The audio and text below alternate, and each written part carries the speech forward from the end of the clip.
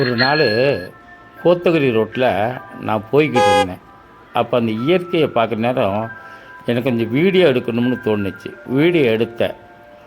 அது அருமையாக இருந்துச்சு. அந்த சோலைக்குள்ளே நடுவில் அந்த மலை குடஞ்சி அந்த மேல் மட்டத்தில் போய் அந்த கோயிலெலாம் பார்த்து போனேன். எனக்கா நான் நினச்சேன், இது வேற நம்ம குன்னூர் வழியாக தான் போய்கிட்டு இருந்தோம், இன்றைக்கி ஒரு நாள் கோத்தகிரி வழியாக போயிருக்கோம். ஆனால் இந்த மாதிரி அருமையான காட்சிகளை ரசிக்கணும்னா கோத்தகிரி வழியாக போங்க. சுற்றுலா பயணிகள் பகலையில் போங்க, இரவில் போகாதீங்க. நல்ல இயற்கையான எல்லாம் கண்டு ரசித்து நல்ல இளைப்பாரி போகக்கூடிய நல்ல தேயிலை தோட்டங்களும் வீடுகளும் அடுக்குமாடி குடியிருப்புகளும் நிறைய இருக்குது. பார்க்குறதுக்கு கண்குளிராக இருக்கும்.